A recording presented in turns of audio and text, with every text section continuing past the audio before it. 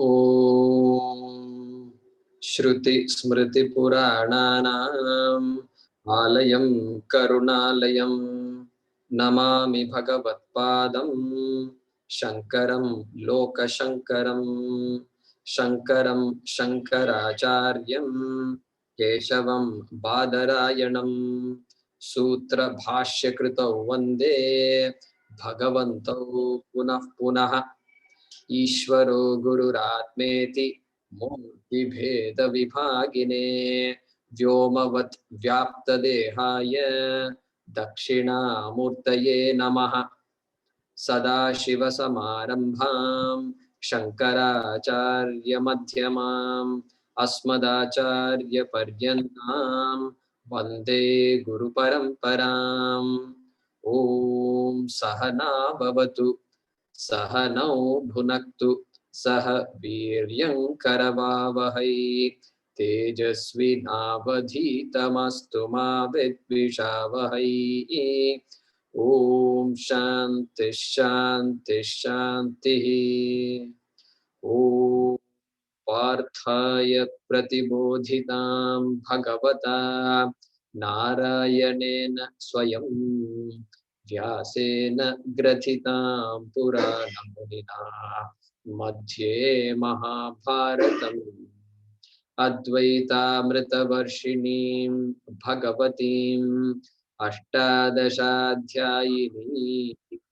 अम्ब त्वामनुसन्दधामि भगवद्गीते भवद्वेषिणी यं ब्रह्मा वरुणेन्द्ररुद्रमरुतः स्तुन्वन्ति दिव्यैस्तवैः वेदैः साङ्गपदक्रमोपनिषदैः गायन्ति यं सामगाः ध्यानावस्थिततद्गतेन मनसा पश्यन्ति यं योगिनः यस्यान्तं न विदुःसुराः देवाय तस्मै नमः देवाय तस्मै नमः।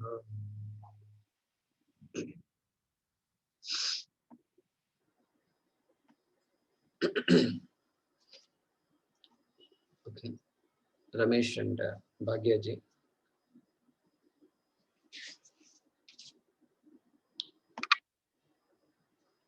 You can unmute yourself.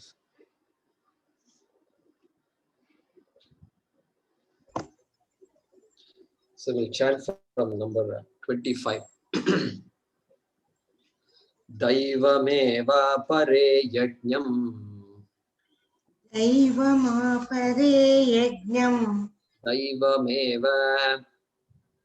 दैवमेवापरे यज्ञम् योगिनः पर्युपासते योगिनः पर्युपासते ब्रह्माज्ञावपरे यज्ञम् ब्रह्माज्ञावपरे यज्ञम् यज्ञेनैवोपजुह्वति यज्ञेनैवोपजुह्वति श्रोत्रादीनिन्द्रियाण्यन्ये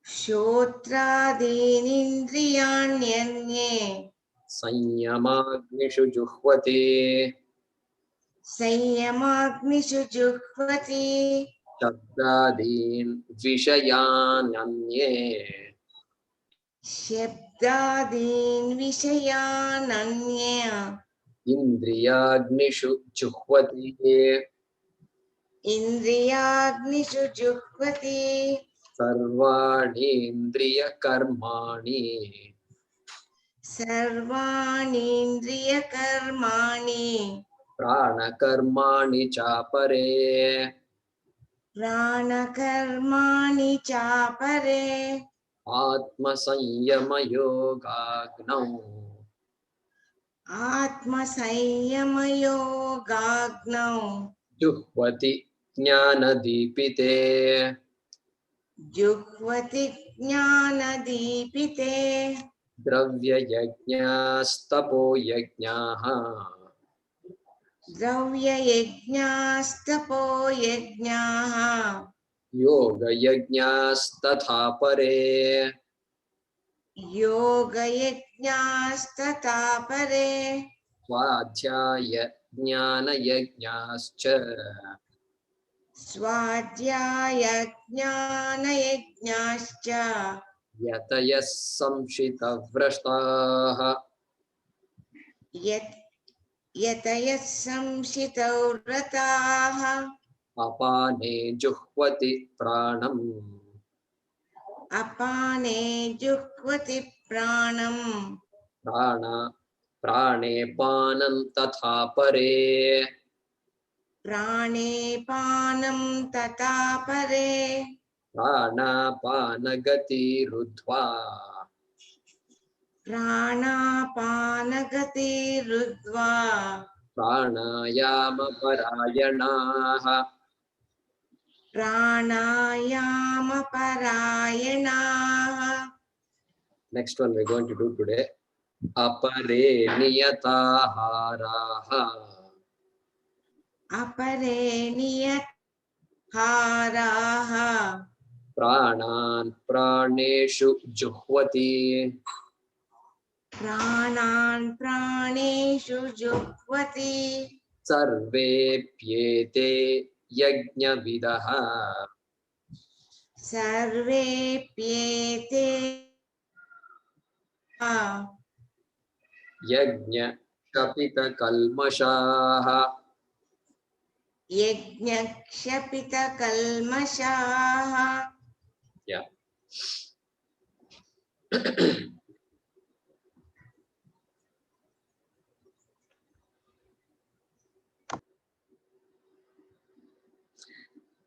So am I audible?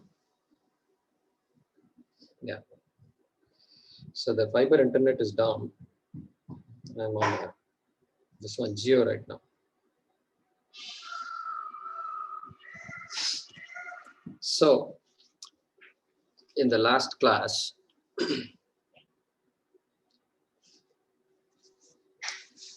we've been talking about various yajnas, starting from what? Starting from verse number 25. Dravya yajna. I mean, Daiva meva pare yajnam, yoginaha, etc. Daiva yajna is there. Then Jnana yajna, Brahmagnava pare yajnam, right? Then we have this Vishaya Bhoga yajna, Shabdadin, and Sanyama yajna. So there is a Shrotra Adin offering the sense objects to the sense organs, offering the sense organs to self-mastery. Okay. Then we have Sarvanindriya Karmani, Prana Karmani, Shama, which is also a Sanyama Yajna, number 27. Then 28, 5 are given, Dravya Yajna, etc. So let's look at that once again. Just review that. Dravya Yajna, people who are given to giving, who know that giving is an important part of their life, important part of growth. And so giving does not just mean giving, giving our money or giving something we possess. It can be any type of giving. It can be teaching somebody, some child who needs help, who goes to school, doesn't have the ability to go to tuition and things like that. So children from poorer families and poorer neighborhoods, so going there and teaching. All these are Dravya Yajna, offering some words of help to somebody who needs that. So person who is sick, person who is depressed, person who needs other kinds of emotional help, offering words of help, being available for others. So all that Dravya Yajna. So pandemic time, a lot of opportunity to do all kinds of help. And so opportunity is always there. And doctors also serve patients. And a doctor serving patients in general for a fee in exchange for the service is not Dravya Yajna. Okay, just for your information. The doctor is doing her or his job. So the doctor should not think I'm doing a lot of seva. So it's an exchange, it's a transaction. It's a business transaction. So that wouldn't be considered Dravya Yajna. A doctor going somewhere and offering her or his services for free would be considered as a Dravya Yajna. So This dhanam is a very important thing. In every culture, it's important. In our culture, it's very important. And the reason it has become important is our vision. We've been talking about this evam pravartitam chakram. Our people know very well. Whether they studied Bhagavad Gita, whether they've heard of Upanishads, that thing doesn't matter. They know the samsara chakram is there. They know this very well. Chakram. And so if you look at just the normal processes that are happening in this world, water comes. How does water come? If you ask, then you end up in a big cycle. Correct? Cycle only. Rainwater, rains bring water. Then you ask the boy, what happened? What happens to that water that goes underground? I don't know what happens. Oh, how do the rivers flow? How do the oceans get their water from? They get from rain. Okay. Then how rain gets its water from? So big cycle. So big cycle there. Water is a cycle. This the respiration, oxygen, carbon dioxide is an amazing cycle. When plants want carbon dioxide, we want oxygen, and so it becomes mutually beneficial. So fantastic. So it's all cyclic. It's all cyclic. And you ask some doctors and biotechnologists, they will talk about the cycles in the human body. They'll talk about tricarboxylic cycle, Krebs cycle. Correct? Krebs. How many of you have heard of Krebs cycle? Oh, some of you. Few hands are there. So it doesn't matter. So this cellular respiration. How do cells breathe? So somebody called Krebs discovered it seems, and it's a Krebs cycle. So generation of ATP and all that. So those days I studied these things. Now I forgot. All the FADH2 and NADH and all this. Lots of technical things happening. But it's a nice big cycle. Huge cycle. Products are produced and then they get consumed, and this and that. ATP is generated by products. Everything is going on. Krebs cycle. What about circadian rhythms? How many of you have heard of circadian rhythms? Yeah, many of you have heard of circadian rhythm. You can Google that. So it's the body system. They say early to bed, early to rise. Why they used to say that? Because of the circadian rhythm. Hey, the body has to now go to sleep. That's it. Sleep at the right time. Don't sleep at 2 o'clock in the morning and get up at 10 o'clock in the morning. Okay. And even though you sleep only for 8 hours, you sleep for 6 hours, 7 hours before, that itself will give you the same amount of rest. Why? Because something different. How come 8 hours here is not same as 8 hours here? It's not same because circadian rhythms, cycle, constant everyday cycle. That's why you have jet lag and things like that. If the rhythm is disturbed, then there is jet lag and other kinds of problems. So it's all cycle. Planets, you don't have to ask. Solar system, all going round and round and round. What is this? As though they are doing pradakshinam to Surya Devata. This is amazing it is. Constantly going round and round. And what about galaxies? Yeah, there's also galaxies. They show it's all circulated. Huge mass. And galaxies among themselves are all in huge circles. So, and what to talk about our life? Birth, death. Punarapi jananam, punarapi maranam. Punarapi janani jatare shayanam. So this thing our people have recognized. And therefore they say, everything is in a cycle. How can I, after death, suddenly go to hell, permanently remain in hell? Why I am in hell? Because I am not worshipping some particular god. Therefore, I am going to hell. And I will be there in hell forever also. This kind of argument, you can't fool us with all this kind of argument. This permanently being somewhere is just not acceptable. Because everything is cyclic. Yuga is cyclic. Satya Yuga, Treta Yuga, Dwapara Yuga, Kali Yuga. Then what? Then pendulum again. Kali Yuga, Dwapara Yuga, Treta Yuga, Satya Yuga. Then again pendulum. This we have mastered it. We have completely mastered it. Our culture is full of this. And therefore we can't believe all these things. That I will be in heaven forever and all that. That is all wrong. That's all okay. It's nice to hear. And then should be used properly. It should be used for my bhakti, developing bhakti and developing that vairagyam that is needed for pursuing the shastra. So therefore this dhanam becomes very important for us. And that dhanam, only if I give, I'll get. Giving, getting, giving, getting. And in any case, I don't own anything, really speaking. Ownership is a notion. I possess a few things and then one day I'm gone. So therefore, this dhanam becomes important. We saw that last time. And that's why a society where dhanam is diminished, you will always have this problem, rich and poor gap increasing. Rich and poor gap always increase.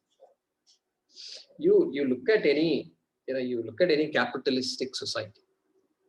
This capitalism was introduced by the West, and I mean we also had a form of capitalism, but pure capitalism, if you push to the limits, in America also the gap between the poor and the rich is increasing. Why America it's increasing? Why the rich are getting richer and poor are getting poor? At least a great democracy in America, they should have some systems. They have good systems. I like some of their systems, and but still there also the gap is increasing. Why? Dhanam. The dhanam has to be there in every family. In the blood, it has to run.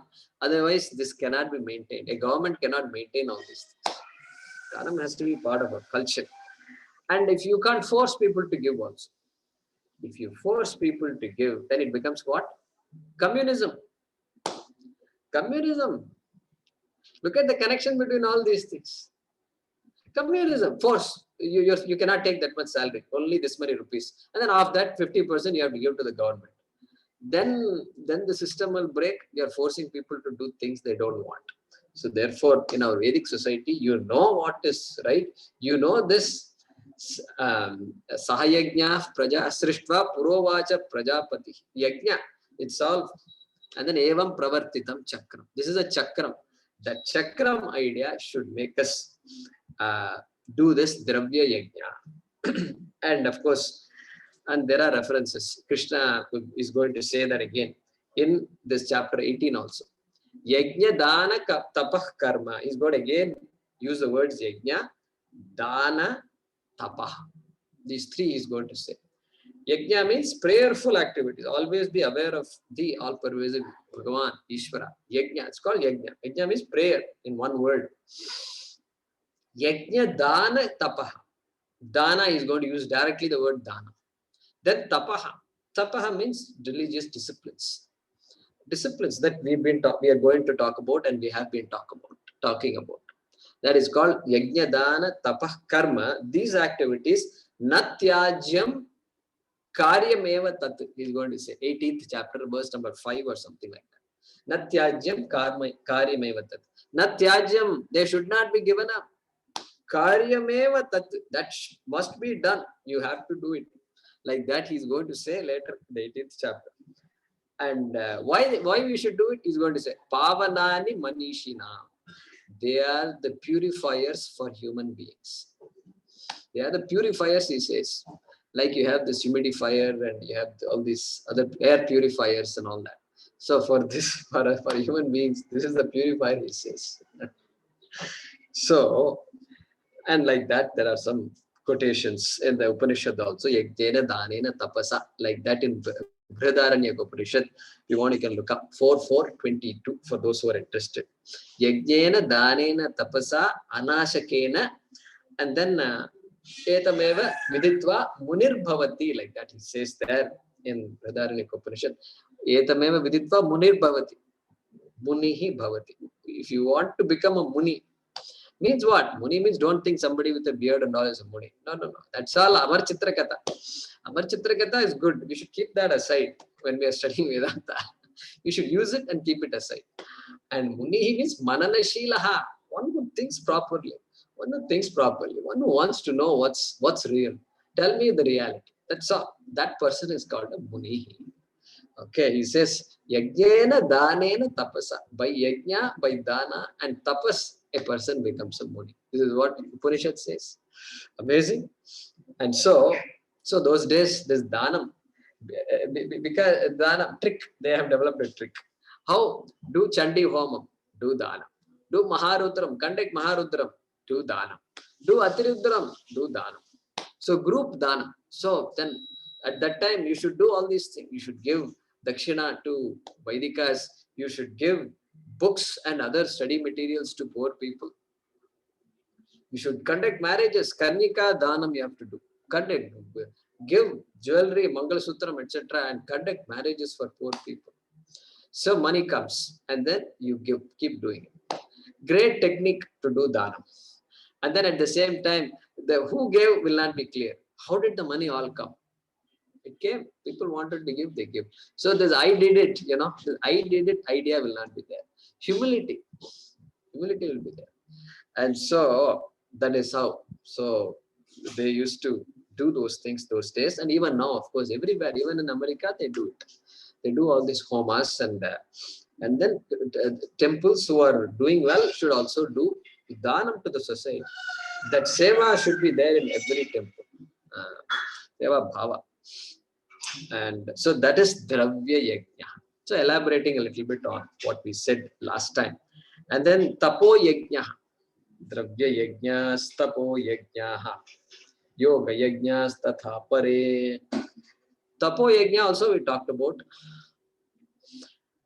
Any religious discipline is a tapo yajna.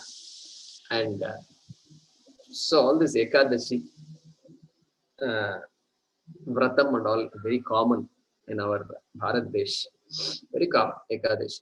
Ekadashi vratam. So you can't say, I fought with my husband, I fought with my wife, therefore today I did not cook, he did not cook, I did not cook, the whole day went off. So we were starving today. You can't say, I did that. You can't say that becomes a tapas. Okay, that is not tapas. That's not tapas. That is called starving. Starving is different from fasting. Okay, that's why in English also we have two different words. Correct. So only fasting is good for you. Starving and all is not good for you. Don't starve. Okay. So we have to wake up your mind and say, I'm going to cut out certain things today or tomorrow, etc. Plan it out and do that. So this example given by Swami Paramarthananda. So fasting versus starving. And so, see, some examples I make up. Some examples I borrow from Swamiji. So I'm being honest with you. Which one I borrowed, I'm just telling you. And then tapaha, famous tapaha. When we were young, we used to, we lived in Hyderabad. We didn't know much about this Sabarimala Yatra. Suddenly we had a friend, good friend, who used to make this annual pilgrimage to Sabarimala. And then suddenly everything changes. The person wears a different dress, black colored dress, and no smoking, no meat, and no married people, no married life, this, that. There is a big list of things. A lot of control will be there. And they even change their name. They'll put a suffix Ayyappan, Yezhil Ayyappan, Vikram Ayyappan. Ayyappan, they're all called. And so, இது வந்து Sabarimala Yatra, correct? And so because Sabarimala is in Kerala and the southern states especially, it's very popular. And so from 40, 45 days, 41 days or something like that, they do this vratam. And so women love it actually. Women love it. Good. Our people, finally, this fellow, after all these rowdy acts, finally, at least we've got 1.5 months breather space. And so all women love it. Despite all this government and all these anti-social elements doing problems in Kerala, saying this, you cannot do this, and Sabarimala, how can you not send women into this? This is discrimination. I think all of you know this hangama that goes in this country. And so one lady said, enough with all these things. We love this thing. We are not interested. We love this whole rule, everything. This rule is important. And we love the Sabarimala Yatra. Let our men go and worship Ayyappa.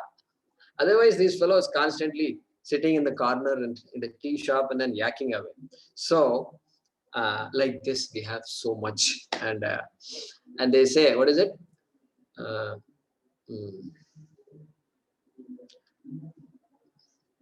Pallikattu Sabarimalaikku, correct?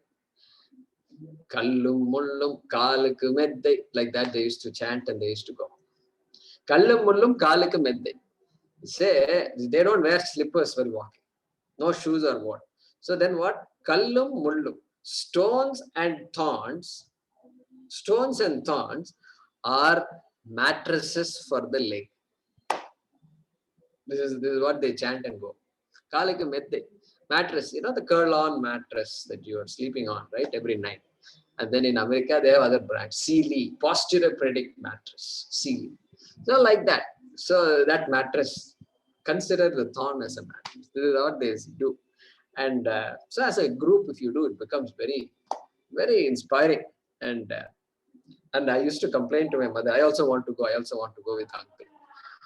And the mom used to say, yeah, you can go later. Just wait a little bit. Right? Like that, she used to tell me. So, tapa yajna. This is tapas. In our thing, it's all there. So we have to, all these yatras and all, we must take advantage of the people who are doing it and then join with the group. Because we don't know what it is. You just join. And then the group will take over. And then you just enjoy it. And prepare for it, enjoy it. Very good. So then yoga yajna. We saw that also. Patanjali yoga. So Patanjali Maharshi integrated all that. Annamaya kosha, pranamaya kosha, vijnanamaya kosha, manomaya kosha. Everything integrated. Annamaya means for the body. For the body, certain disciplines are needed. So asana ityadi for the body. Then annam pranam, prana, breath. So breath, of course, you've got all these pranayama and so forth. Then what? Then manomaya, mind. So dhyanam ityadi is there for the mind. Vijnanamaya. Vijnanamaya is inquiry, vichara. So atma vichara. So adhyaya. So adhyaya. All these things. So Patanjali Maharshi has integrated all of it. And so we salute him for that. And then we also saw Swadhyaya Jnana Yajnascha in that same shloka number 28. Okay, Swadhyaya, we said study of one's Veda. Parayana, often it is referring to Parayana. In today, if you go and ask about Swadhyaya, they will say we are chanting our Veda, we are chanting Bhagavad Gita, we are chanting, they will say. So often meaning just chanting. And this chanting and memorizing is very important in our dharma. Why it is important? Because, and that's why it's all written in this metrical form. Anushtup chandaha, Trishtup chandaha. Correct? So, evam pravartitam chakram, nanu vartayati hayaha, agha yurindriyara. How we are able to chant all this? What are we, big geniuses or what to chant? No, we are not. It is automatic. Just comes. We keep on chanting, it automatically comes to you. And so memorization is considered important. I told you the other day, in the north and all, if you go to some ashrams like Kailash Ashram and say, I want to study Upanishad or Bhagavad Gita, they will give you a book and say, go. Memorize it and come back. Memorize it and come back. We won't come back. But they memorize it. That is their thing. So they think it's some kind of like having dinner and please have dinner and come, or please have your singer. No. So that's how they used to. That is the tradition. We need to know. The memorization is important because now if I say, oh, we studied imam vivasvate yogam proktavanaham avyayam. Suppose I quote that shloka when explaining this, and immediately your mind should go, yeah, imam vivasvate yogam proktavanaham avyayam. Chapter 4, right in the beginning. And so that vivasva manave praha manoriksha kave bravit, all that should come. Immediately it should strike you. The context should be clear. Chapter 4, beginning, when he was talking about how this knowledge was passed on from one person to other, one generation to another. And then after that, immediately it should come to you. What should come to you? Yada yada hi dharmasya glarer bhavati bharata abhyuttanam adharmasya. Like that it should come. Avataravada was talked about. Then the jnana, etc. Because this we are studying all the shlokas and studying the meaning, etc. But then today's shloka means 5 days ago what was taught is forgotten. So it's not there. What happened? 5 days, 5 classes ago? What happened? So we have to scratch, look at our notes, and then so a lot of things are happening. So that's why memorization helps. Memorization helps because everything it can be recalled faster. And plus it is memorizable anyway. All these shlokas are memorizable, amazing. Our kids and all, they memorize all these things. So at a young age, by the time they are in the Veda Pathashala, by the time they are 12, they have memorized this entire Veda, Yajurveda, Samaveda, whatever it is. So I think I showed you this before. So we are learning this Yajurveda Parayana. And here there is a book. It's a thick book. It's a, this A4 size book, page. And it's called Taittiriya Brahmana, part of the Yajurveda. And all big pages here. And print also, they have not spared it. They have used every inch of this. And so it's all from back to back, top to bottom, left to right, it's all printed. Okay. So, and there are 300 pages in this book. Okay. This is called, within the Yajurveda, there is Brahmanam, and within the Brahmanam, it's called Taittiriya Brahmana, one portion. And this we are studying. And these children, they memorize all these things. Their only job is to memorize. And then they are studying also. On the side they are memorizing, here they are studying whatever they have to study, Karma Kanda and all. So they are, by the time they are 16 years old, 17 years old, 18 years old, they are solid, they are unshakable. And don't think they have just memorized it, they don't know anything at all. They know whatever they need to know, they know. And they may not know Vedanta, Upanishad, this Brahma Vidya and all so much they know, but they will talk about Brahma Vidya. They will say, I went to one Veda Pathashala recently, and just before the pandemic. And that person, I was talking to him, and the person was conducting a Pathashala for 33 children also.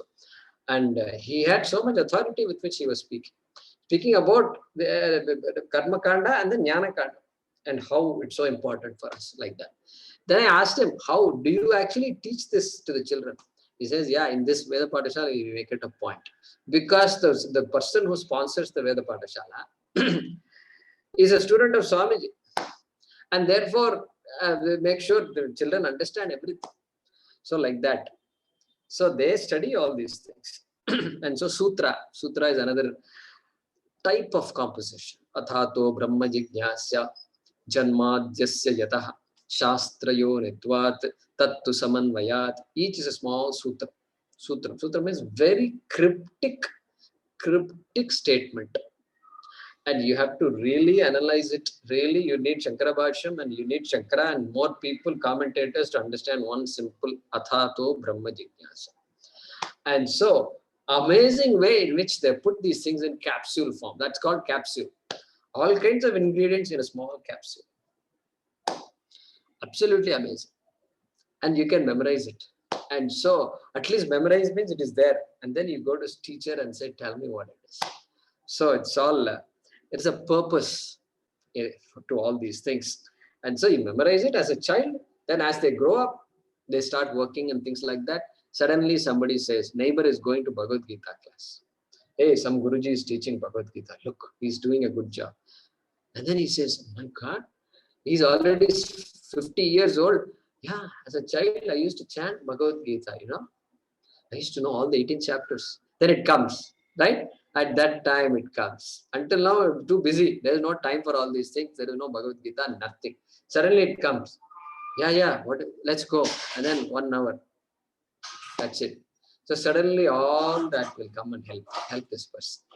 So people say memorizing, what is the use?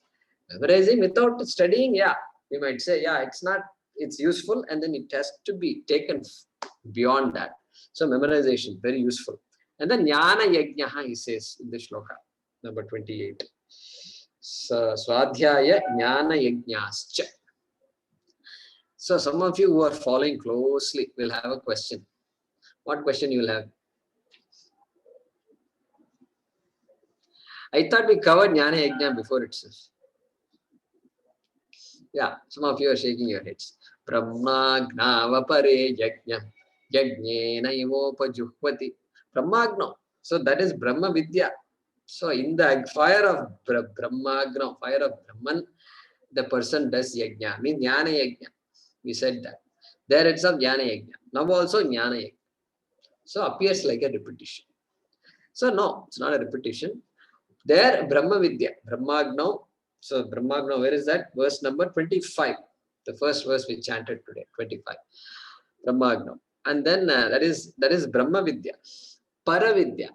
Correct? We talked about two kinds of knowledge. Correct? One is Paravidya, other is Aparavidya. Aparavidya. So here everything else, all the sciences, science, mathematics, and physics, chemistry, biology, everything else. And then in Vedic culture, Jyotisham, Siksha, Kalpam, know-how of rituals, everything, all is Aparavidya. All that. Vyakaranam. All that is included here in this Jnana Yajna. And then what? Yatayaha Samshita Vrataha. We saw that also last time. And Yatayaha, people who make effort. Means what? Not casual, half-hearted attitude towards all this. And it'll be good to learn a few verses of Bhagavad Gita. So that I can tell my friends I'm studying Bhagavad Gita, So not that kind of attitude. And Yatayaha, these people are serious. Samshita Vrataha. They are committed and they're devoted. They know what they want and they're committed to their pursuit. And so that's why we have in Puranas, we have stories. We have stories where Bhagavan checks out the devotee, checks out the devotion of this person. Correct? We have all that. So Arjuna had a fight. I mean, he was not fighting. He helped somebody. A wild boar came, and then some fight ensued, and then he killed the boar. Then another hunter comes and says, "No, this boar belongs to me because I killed it." Then Arjuna says, "No, I killed it." So then between the hunter and Arjuna, big fight ensues. And this fight is going on, and with weapons it goes, and with knives and bow and arrow and this, that, everything, and then kusti, and all this wrestling, everything happens. Finally, Arjuna recognizes that this is Shiva, Sakshat Shiva, and then he gets this Pashupati Astra, etc. It's said.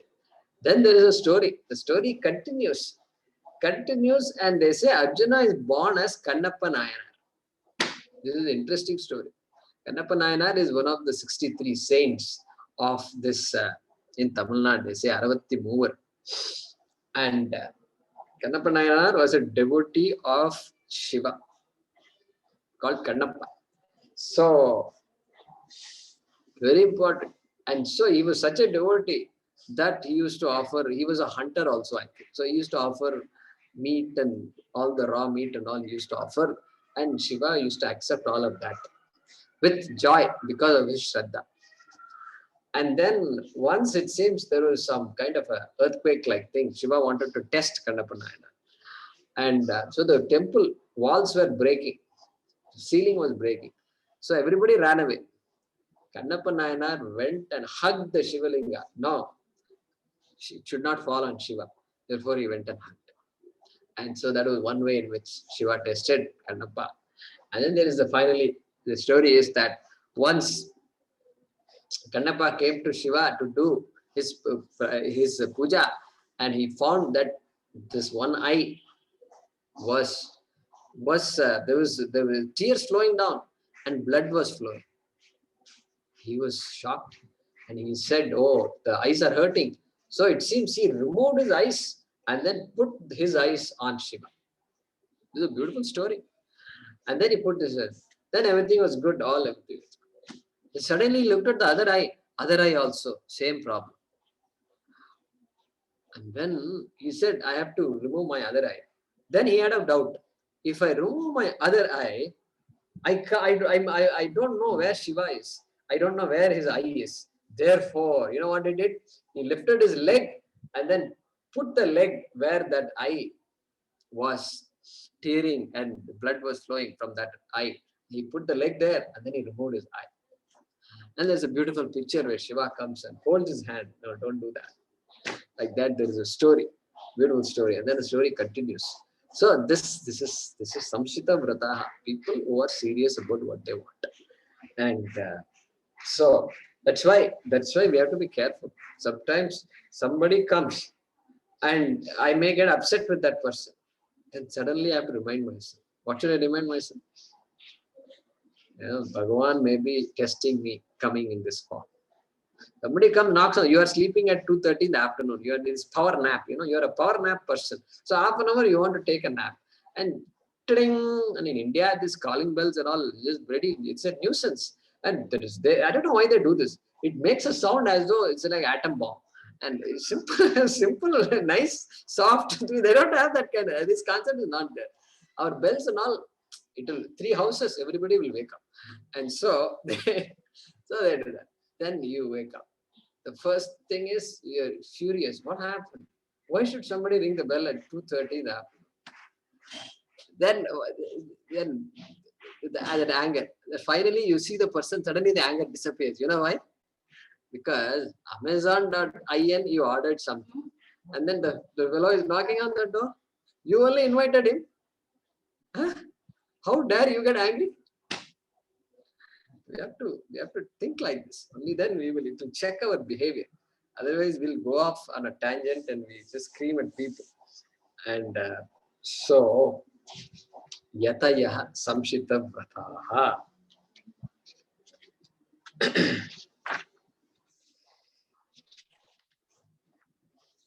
Okay, so we chanted this shloka number 30. Apare niyataharaha pranan praneshu juhvati sarvepi ete yajnavidaha yajna kshapita kalmashaha. So first line, the way to split is pranan praneshu juhvati. Then the second line, sarve api ete. Sarve api ete. That is the way to split that. So let's see. So here, this entire shloka is a type of yajna called ahara yajna. So yajna with respect to food. Already we've been referring to it, and now Bhagavan Krishna dedicates one whole shloka for this. Apare niyatahara. So this ahara is the word here. Ahara. Ahriyate iti ahara. That which is consumed is called ahara. I'm audible, right? Yeah. Ahara.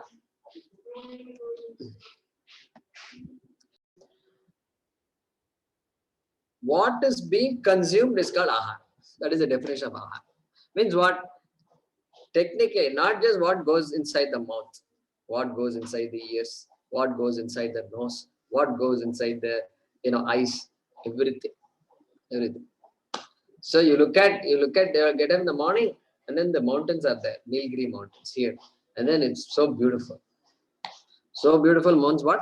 I am consuming. The eyes are consuming it. This is the way our culture looks at it. Eyes are consuming it. And so anything, where you look at something, you enjoy it. And then you hear something, good music. So then consumption is happening. Ahara. It's ahara.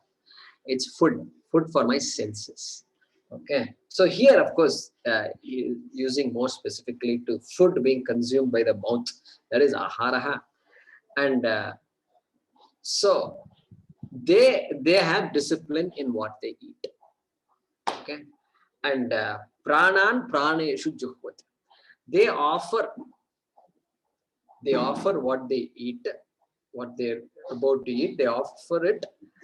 And in fact, they offer their desires to eat to the digestive fire. Okay, praneshu there means the digestive fire, the digestive system. And so this desire to eat is being offered to the digestive fire. So when it becomes a yajna is, you want to take another helping. You really want to take another helping. It's too good, And that is when you stop. Then it becomes real tapas. Then that is where really it tests. And so when I studied all this, I said, I am going to test myself. And I asked myself, during a meal, I told you this before, I think some of you, I don't mind saying it again, good context. And during a meal, what is the best part of the meal? Okay, so we people in southern India, we have this habit of having this yogurt rice. Rice with buttermilk or yogurt is a very important part of our meal. Without that, the food is not considered incomplete. And mind will always be asking, what happened? Why I did not eat that? Why I did not? So like this problem we have. We are unique people that way. And so we have to have this rice with buttermilk or yogurt.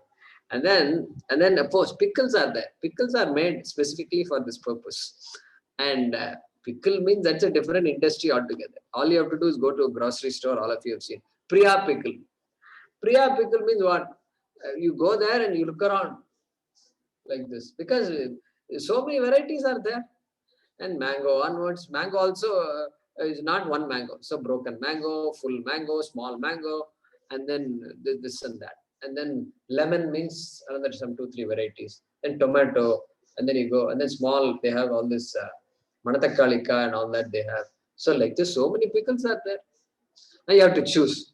You should have decided before when you started from home itself. You should have decided what pickle you want, but you did not decide. So you stand in the grocery store and keep going, and everybody is saying excuse me and all that because they also want to shop, and you're blocking the way. And uh, so pickle with this yogurt right, is an important thing. And then it's the whole plate, it's all consumed.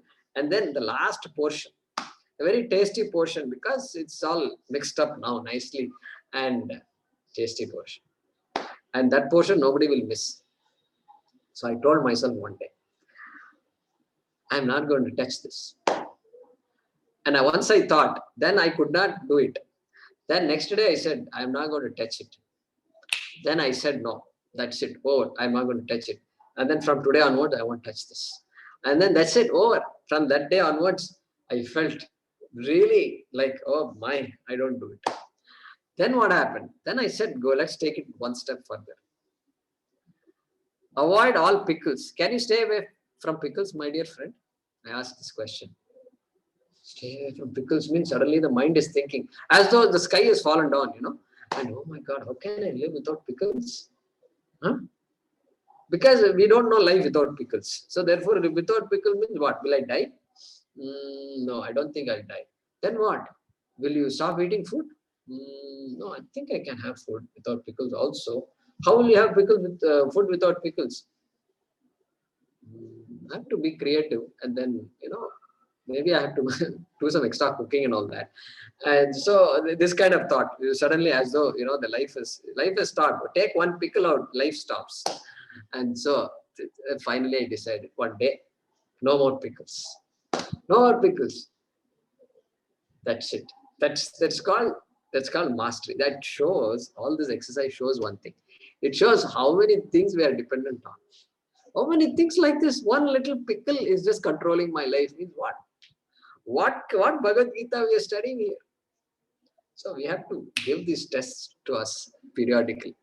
We have to do that. We have to. That is our Shastram is, it's all filled with that. So we should do that. We should do what our rishis used to do, and like this withdraw. I think I gave you another example. Another example. I'll repeat this. I went for a haircut. I said, why not? Our culture, this tonsuring the head is there. And we used to go to Tirupati and just shave off the head. And I've not done it in a long time.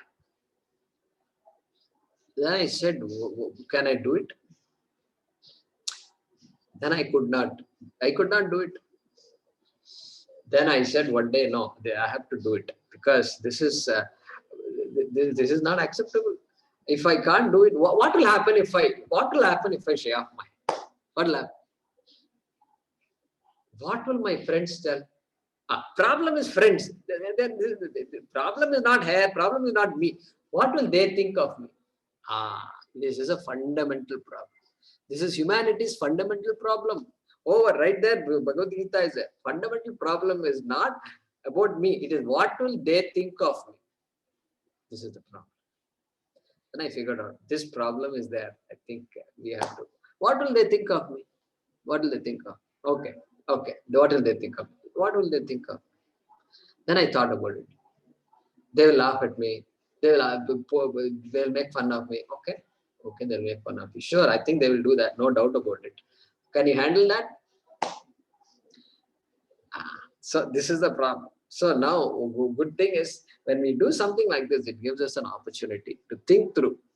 And so I went, and then I said, I'm going to do something. At least, if not complete shave, at least from a normal haircut to at least half the size, and more 3/4 of that also. And then, so the sir, are you sure?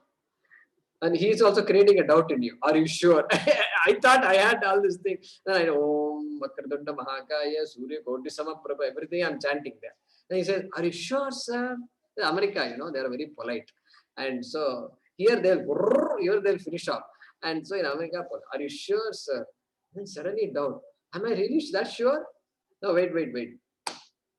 What did I say? You said to use that number 1. Okay, they have this number 1, 2, 3 on the machines, Are you sure? No. Let's try 2, not 1. This is how strong we are, Dridam. And so like this. And then he's shaving off. And then my heart is beating. Kata, kata, kata, kata, kata, kata, kata. So 70, 80, 90, 100. If somebody would have measured it, they would have admitted me into the hospital, I think. And so, as though something is big is happening. Nothing big is happening. All we are doing is having a haircut. And so this shows, I think our culture, they figured it out. So periodically you shave your head. And because you won't shave your head like this in a salon, therefore you go to the temple and shave your head. Then it becomes a ritual. Then it becomes religious. Then it becomes a discipline. Then nobody will question. Then everybody will, in fact, they see it and say, oh, you went to Tirupati? Yes, we went to Tirupati. Here, take the prasad. Look, whole thing changes, right? Whole thing changes. No more fun and all that. Becomes religious. So, here also, ahara, you have to practice all this. So, I was in an ashram once in Bangalore, outskirts of Bangalore. There was an ashram called Navadarshanam. How many of you have heard of Navadarshanam? And there's an ashram, look it up. And so there I went because I knew so my cousin and their family used to work there. And so there they asked me during dinner time to talk about something, and something came up, the Nirvana Shatkam or something. I spoke a little bit. Then the topic of food came up. Then because we were sitting in a dining hall, it's an ashram, and so there is a dining hall. Then I gave them the example of this Subhashitam. I told them, what is the Subhashitam? Purayet asanena ardham. Tritiyam udakena tu vayo sancharanaarthaya chaturtham avasheshayet. Like that. Vayo sancharanaarthaya chaturtham avasheshayet. Purayet asanena ardham. Okay, first quarter. Purayet, may you fill up ardham, half of your stomach, with what? Ashanena. Ashanam means solid food. Solid food, your roti and chawal, etc. Solid food, dal. Solid. Okay. Then what? Then tritiyam udakena tu. Tritiyam udakena. The 2 quarters are over. So tritiyam. Tritiyam means 3rd quarter. Udakena. Liquids. So all your liquidy, samar, this rasam, etc. And your kada, kadi, and all that stuff. Liquid portion of that. Okay. So purayet asharena. Tritiyam udakena tu. Then what about the 4th quarter? 4th quarter. Chaturtham avasheshayet. Leave the 4th quarter alone. Okay. What for? Vayo sancharanarthaya. For the movement of vayu in your stomach. It means what? It means when you travel, between here and there, you take your suitcase and you pack it, right? You pack it and push it, and then you find out the best way to pack. And then, especially India, America travelers, they are experts at this stuff. And they pack it and open it again, and then repack it and then pack it. All this they do. Don't do that with your stomach. This is what it says. Don't do that with your stomach. 1 quarter, you leave it so that some digestion process, all this vayu is going on. and let that digestion happen properly. Like that it is there. So very beautiful. Purayed ashanena artham tritiyam udakena tu vayo sancharanarthaya chaturtham avaseshayet. And so that is a very applicable right here. Apare niyataharaha pranan praneshu juhvati, offer their desires. So I want to have one more helping, stop it. Or I'm not going to eat this. Why? Because it's not tasty. See, I'm not going to eat it not because I'm not hungry, because it's not tasty. No, it was prepared with love, it was prepared with affection, it will help me, therefore I'm going to eat it. That is also yajna. When I feel like running away, you come back. When I feel like going towards it, you withdraw. That is yajna. Not that, we'll find this, we'll justify things. And so that withdrawing from the tendencies, and that's called pranan praneshu juhvati. So I can say, I'm not going to have any snacks tomorrow. In between meals, all this keeping on snacking on this fruit and that fruit. And sometimes they do that also. They say don't eat full meals. Eat a small meal and periodically every hour or something you snack. And this snacking idea is not in our culture, generally it's not accepted. They just, there are times when you eat and then because you have to wash your hands, it's all hygiene is very important.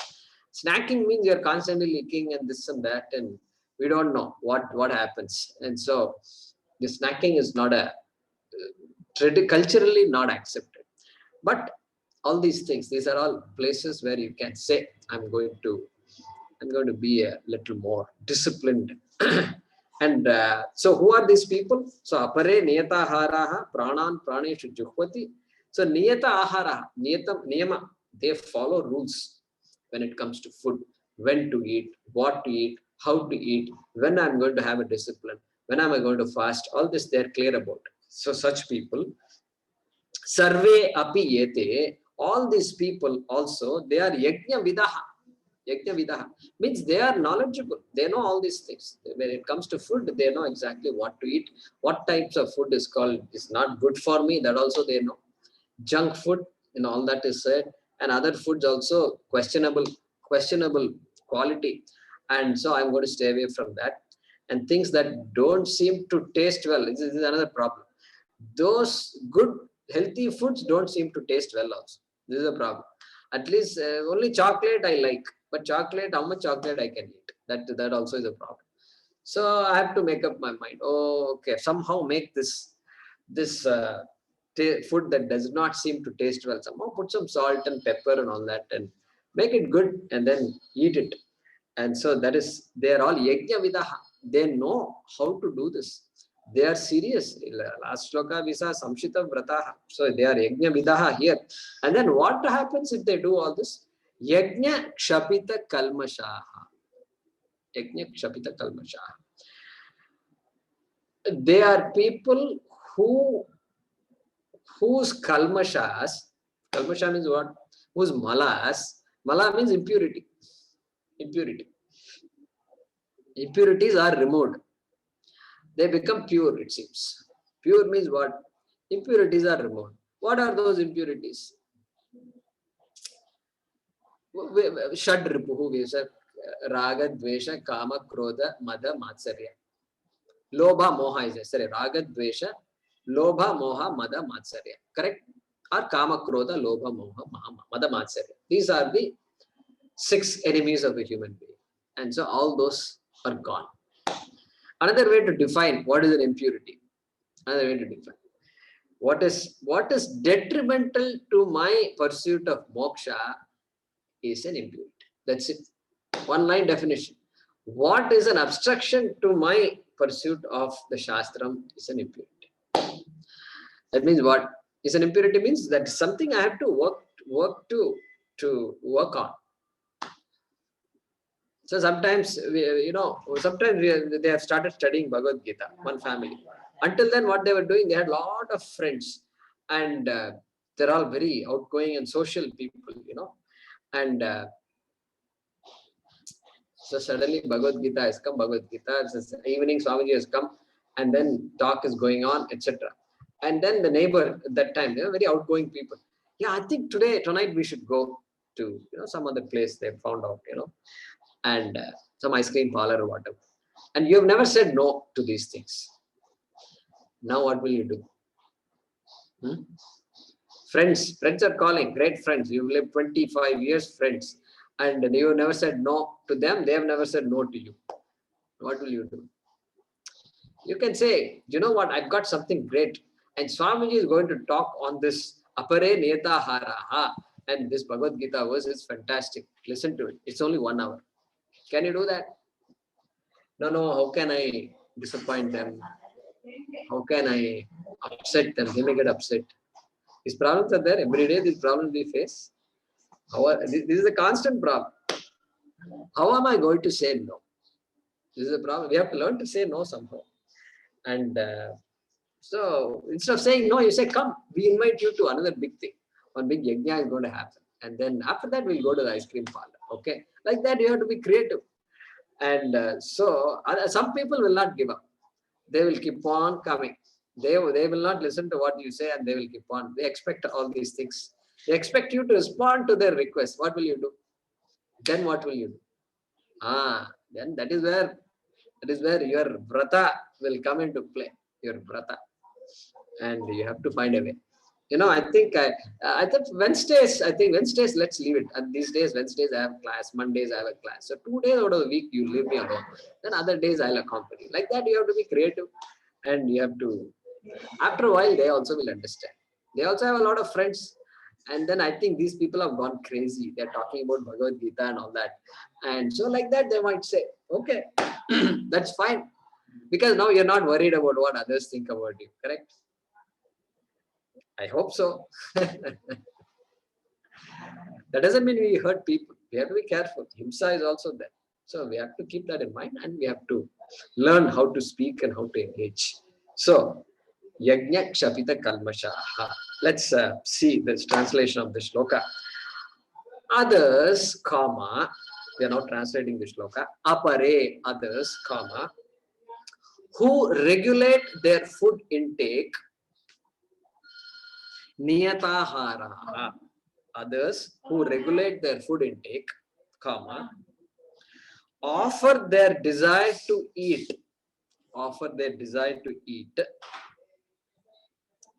within brackets, more, eat more. Desire to eat, you can't offer. You can offer as a yajna, you offer, but you can't give it up. Okay. So desire to eat more unto the digestive fires. Pranan praneshu juhvati. So prana and praneshu, interesting, right? Both are pranas. One is the desire prana, the other is the digestive fire prana. Correct? 2 pranas. So prana and praneshu juhvati. Full stop. All these ete, sarve ete, all these people, within brackets, people,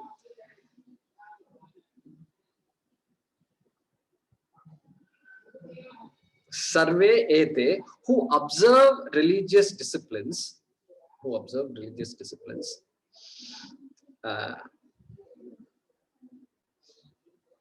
yajna vidaha, who observe religious disciplines, without exception, api, api, sarve api ete, that api is to be brought here. Okay, without exception, comma, those for whom the impurities of the mind have been destroyed by the yajna. They become those for whom the impurities of the mind have been destroyed by the yajna, by that aforementioned yajna of ahara yajna. So it's a technical way of saying. It's a very unique Sanskrit usage. Their impurities are removed. Like that, that is the essence of this. So Yajna Kshapita Kalmashaha refers to the people for whom those impurities of the mind have been removed, have been eliminated, have been destroyed by that yajna. So others, comma, who regulate their food intake, comma, offer their desire to eat, within brackets, more, unto the digestive fires. Full stop. All these people who observe religious disciplines,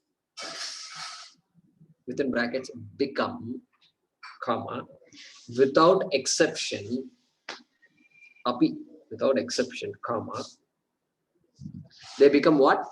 They, from one type of people, they become other type of people. That's all. Become those for whom impurities of the mind have been destroyed, eliminated by the yajna. By the yajna.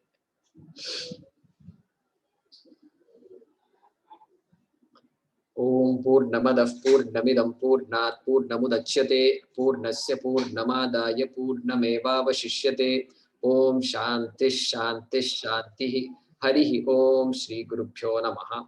Harihi Om. So we have